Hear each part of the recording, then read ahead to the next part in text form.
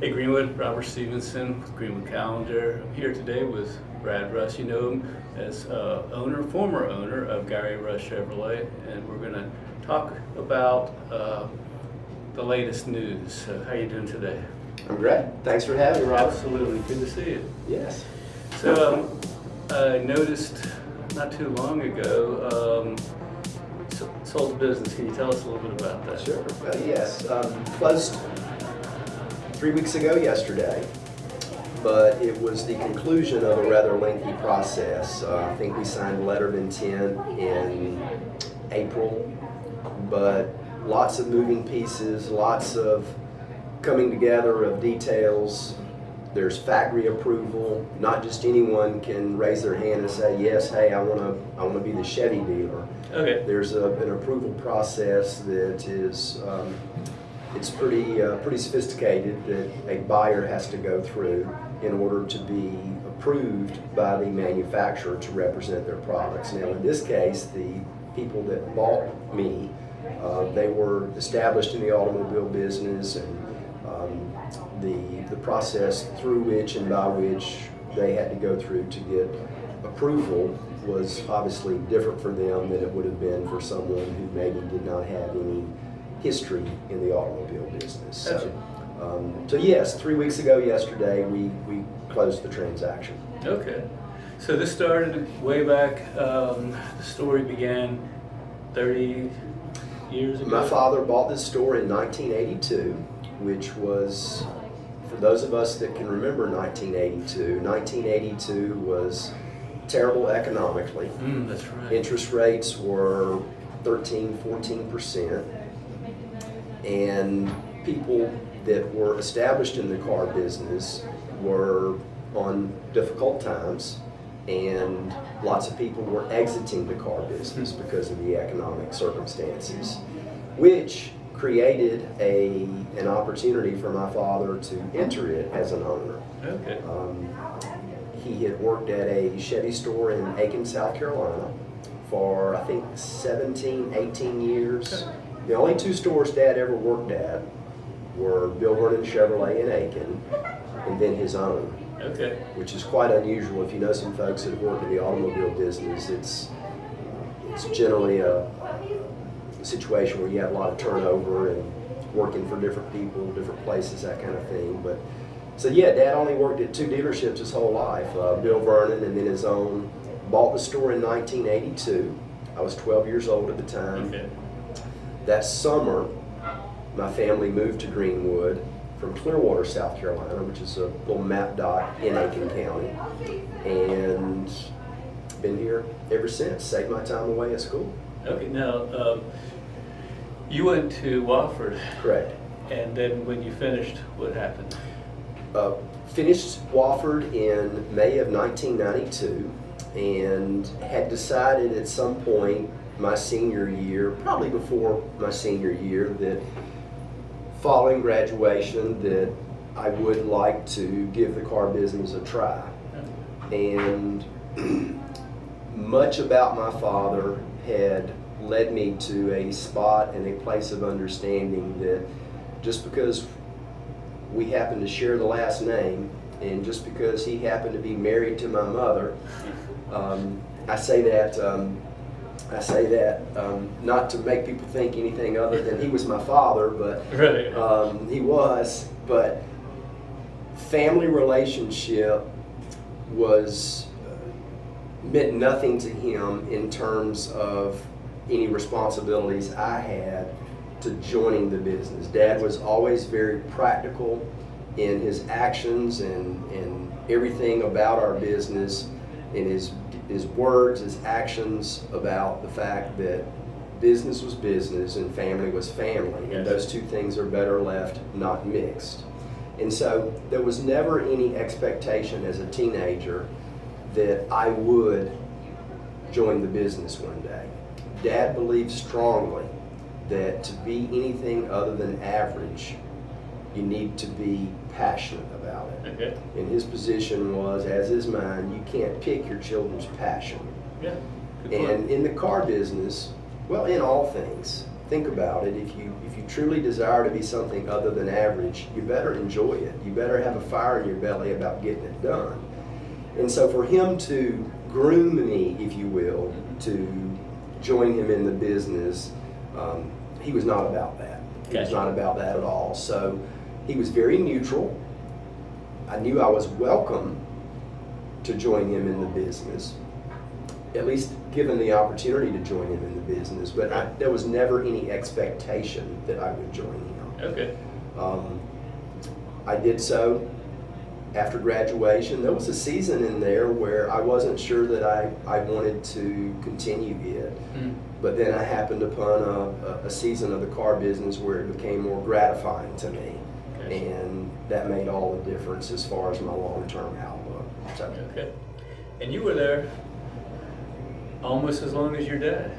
Well, yeah, that's a weird little stat that is hard to believe. He bought the store in '82. I joined him in '92, so 10 years there. And then he has, Dad's been dead 8 years. Okay. So the difference between the 8 and the 10 is 2, right. and I'm done. So save 2 years. I worked at Gary Russ Chevrolet as long as he did, which is interesting. It is. It's interesting. What would you like to tell the folks in Greenwood that are wondering why you sold? Well, I mentioned my journey into the car business and how Dad was very neutral. Once each of my children, I have a 23-year-old son that is a grad school student. He is a second-year seminarian at Southwestern Theological Seminary in Fort Worth, Texas. And then I have a daughter who is a senior nursing student at Liberty University. And each of them have strong convictions about their God-given vocational calling.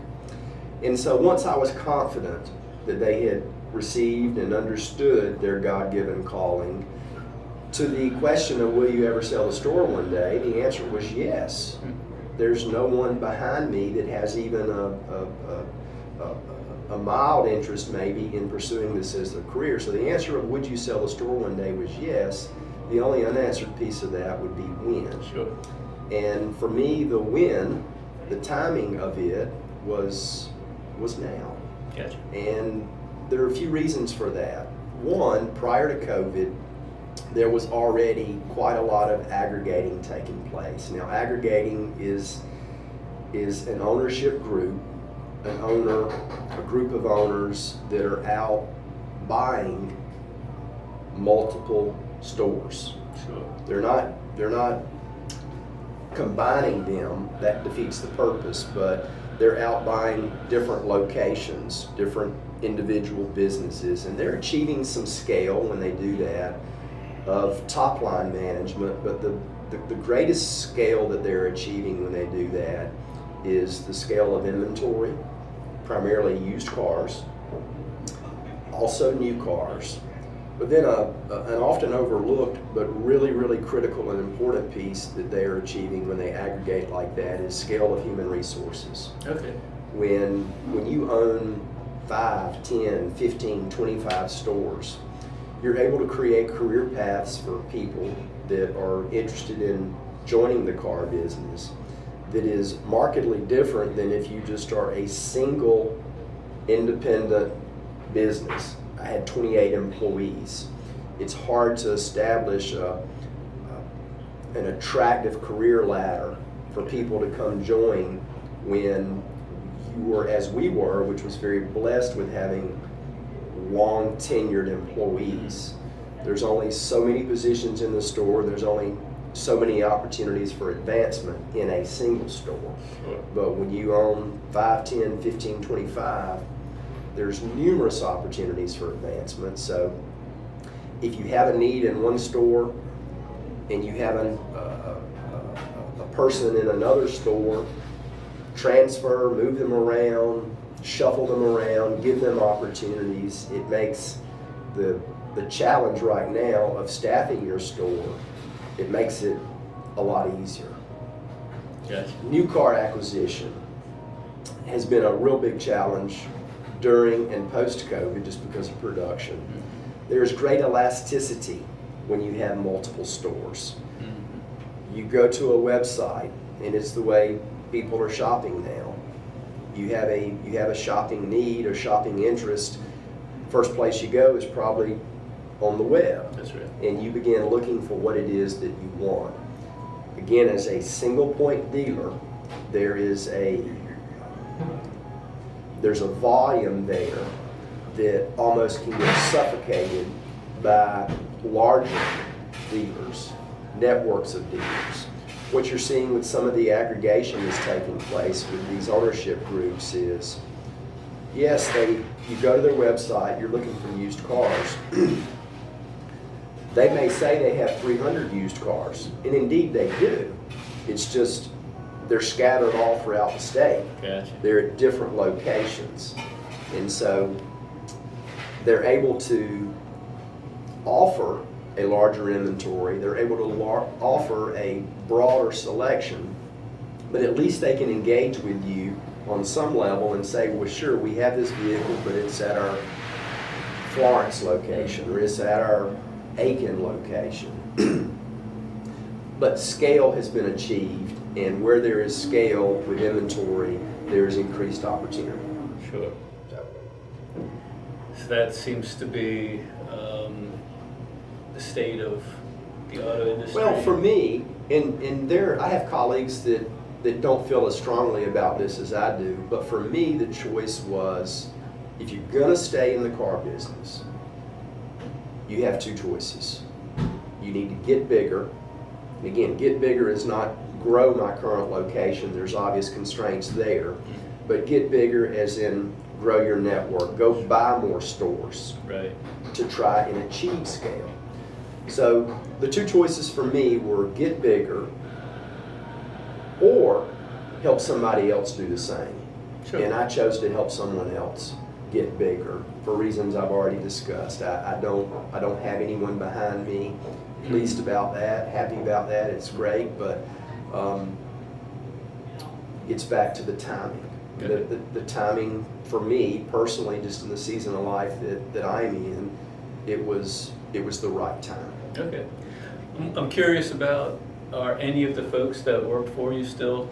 Yes, absolutely, and that was one of the non-negotiables for me in selling the store was my people, my work family, as I refer to them.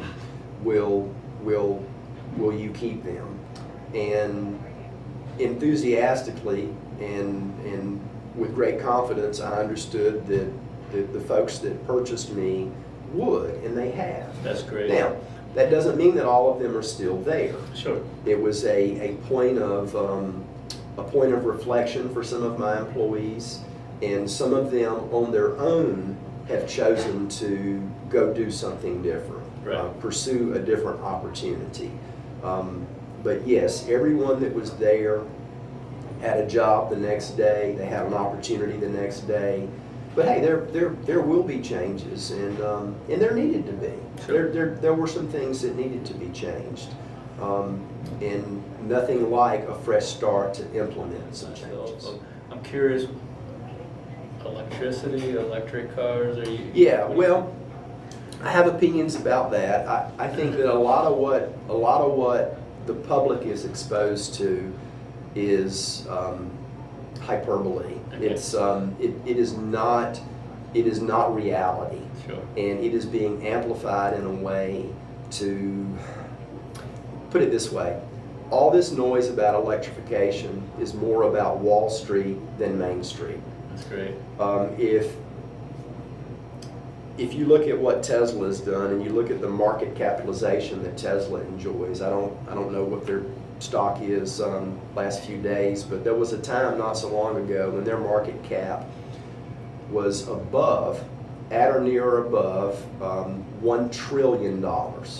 $1 trillion. To make a company that's been in existence for not a long time. Right. And then you look at traditional automakers like General Motors and Ford that have been in business for 120 years approximately. Tesla, $1 trillion. General Motors, at a certain point in time, we could look, maybe we should, had a market cap of maybe 65 billion. So said another way, Tesla, who has just started building automobiles, enjoys 930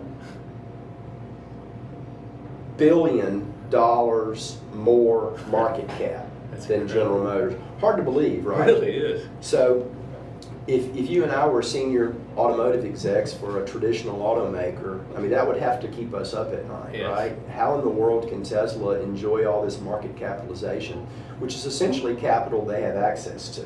Okay. You know, they can market cap, hey, our investment bank will loan us this money because that's what the capitalization of the market is of our outstanding shares of stock, right? So we can go build rocket ships, we can go buy Twitter, and there's all kinds of neat things we can do. But what Wall Street is saying is we so value the technology and we so believe that the future is about that technology that we're going to uphold that stock value. And then on the other side of it, if they're voting with dollars, then they're saying we don't value so much General Motors or Ford. And so you've got these market capitalizations that are paltry compared to Tesla. Right. So if you and I are senior automotive execs, that has to keep us up at night. We're like, what are they doing that we can't do? And the short answer is we can do everything they do. It's just we have been trying to build cars to make money. We've been trying to build cars that the public wants.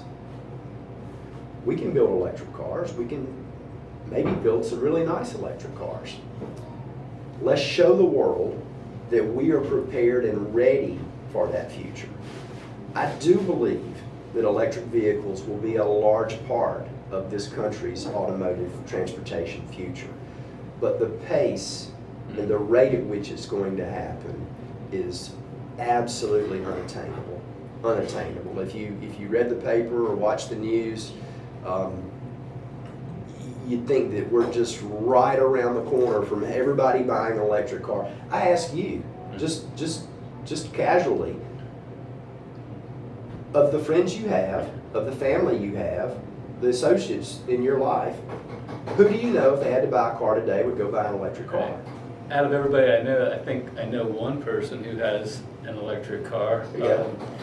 And those who want to do it, maybe 4 or 5%. Okay, yeah. Which, by the way, matches the number of electric cars that are sold as a percent of all the cars sold. Okay. But if you listen to all the noise in the media and the government about electrification of automobiles, you can't reconcile those. That's a good point. You can't reconcile it.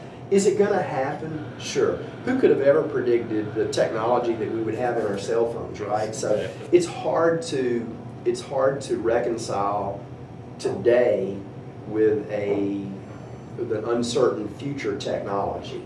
Right. Now, it'll happen, but we're talking many years into the future. And I just think it's more, all this noise, all this propaganda that's going about, it's about Wall Street, not Main Street. Yeah. Good point. Well Dealerships have to have, automakers have to have, and think about it, in a free enterprise economy, what's more powerful to a manufacturer than you giving your dollar to something they manufacture? It's a vote. I like that. That's right. I like that. I like that. And what's going to happen when these electric vehicles begin to become available and there's no voting occurring? Right. It'll be interesting. Right. There's a market for it, but it certainly will be tempered. And there are some automakers that are conspicuously quiet about all this. Yeah. One of them is Toyota. Okay. They're not beating the electrification drum. Honda is not beating the electrification drum. Interesting. Every seller needs a buyer. Every manufacturer needs a buyer. Gotcha. It'll be interesting. Yeah. Is there anything you want to say to the Greenwood community? Well, sure. Just thank you. We and I say we, my family, the Gary Russ family. Greenwood was wonderful to us. We have loved Greenwood, and we're grateful. We are blessed to have been brought to Greenwood, and we love it. Thank you, Greenwood. You've been outstanding, and we. It's hard to express just how grateful and appreciative we are to the people of this great community. Greenwood's fabulous. I'm going to continue to be here. It's my home. It's where my extended family is. We love it. But thank you. Greenwood was wonderful. Any teasers as to what's next for you? Well, I don't know what's next. We have, and I say we, my wife and I have discussed, and we believe there is worth and value in not going to something else too soon. Right. 30 years full-time in anything is a long time, and we think that some downtime, some quiet will be good. Certainly prayerful, and going to allow the Lord to speak into my life and see what He has next for me. Mm-hmm. And part of that is just being still and quiet for a bit. That sounds great. Yeah. I really appreciate the opportunity. Absolutely. Thank you for the opportunity. And thanks for the coffee. You bet. Thank you. Bye, Greenwood.